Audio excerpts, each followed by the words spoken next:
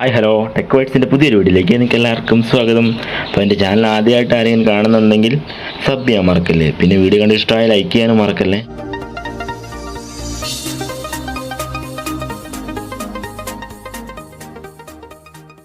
മച്ചാമാരെ, അപ്പം ക്രാങ്ക് റെസ്റ്റിൻ്റെ അടുത്ത വീഡിയോ ആയിട്ടാണ് നമ്മൾ പാർട്ട് 3 വീഡിയോ ആയിട്ടാണ് വന്നിരിക്കുന്നത്. എന്തുകൊണ്ടാണ് ക്രാങ്ക് റെസ്റ്റ് കാണിക്കുന്നതെന്ന് വെച്ചിട്ടുണ്ടെങ്കിൽ, നമ്മൾ ഈ റിലേ പ്രോപ്പറായിട്ട് 12 വോൾട്ട് കിട്ടിയില്ലെങ്കിൽ നമ്മൾ KG ഓണാക്കി എഞ്ചിൻ സ്റ്റാർട്ട് കൊടുക്കുമ്പോൾ നേരെ ക്രാങ്ക് റെസ്റ്റിലോട്ട് പോകുന്നതായിരിക്കും. അപ്പം ഇതുണ്ടോ, ഇതിൻ്റെ ഈ മേലത്തെ 3 കണക്ടർ ഉണ്ടല്ലോ, നമ്മൾ നേരത്തെ കാണിച്ച പോലെ 1+, 1-, 2+, 2-.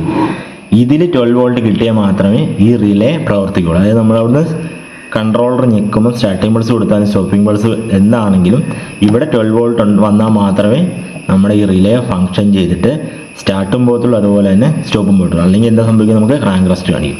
അപ്പം ഈ 1+ലും 2+ലും നമുക്ക് എപ്പോഴും പോസിറ്റീവ് സപ്ലൈ, അതായത് 12 വോൾട്ട് ഉണ്ടായിരിക്കണം. എന്നാൽ മാത്രമേ ഈ റിലേ ഫങ്ഷൻ ആവുള്ളൂ. 12 ആണെങ്കിലും 24 ആണെങ്കിലും ഇവിടെ ആ വോൾട്ടേജ് വന്നാൽ മാത്രമേ ഇത് ഫങ്ഷൻ ആവുള്ളൂ. ഈ വോൾട്ടേജ് എവിടെയാണ് ബ്രേക്ക് ആവുമെന്ന് വെച്ചിട്ടുണ്ടെങ്കിൽ, ഇത് കണ്ടോ, ഇതൊരു 4 ഫ്യൂസ് നമ്മൾ കൊടുക്കണം. 1, 2, 3, 4.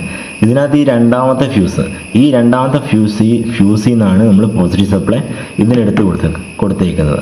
അപ്പോൾ ഈ ഫ്യൂസ് ബ്രേക്ക് ആകുമോ, അല്ലെങ്കിൽ ഈ ഫ്യൂസിലോട്ട് വരുന്ന ലൈൻ നമ്മളിതാ എടുത്ത് കൊടുത്തേക്കുന്ന ഈ താഴത്തെ കണക്ടറുകൾ കണ്ടോ, ഈ കണക്ടറുകളിൽ നിന്നാണ് നമ്മൾ ഇവിടുന്ന് എടുത്ത് കൊടുത്തേക്കുന്നത്. അതായത് ബാറ്ററിയിൽ നിന്ന് വരുന്ന ലൈനാണ്, എഞ്ചിനിൽ നിന്ന് വരുന്ന ബാറ്ററിയിൽ നിന്ന് വരുന്ന ലൈനാണ് ഈ താഴത്തുള്ളത്. അപ്പോൾ ഇവിടുന്ന് ഇതാണ് പോസിറ്റീവ് സപ്ലൈ.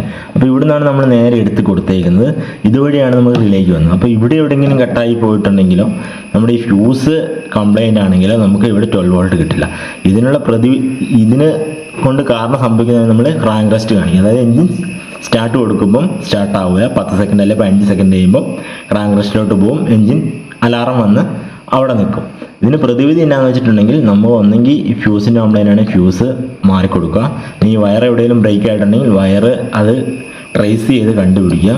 ഇനി അതും നിങ്ങൾക്ക് സാധിക്കുന്ന ഏറ്റവും എളുപ്പവഴി ഞാൻ നിങ്ങൾക്ക് പറഞ്ഞുതരാം.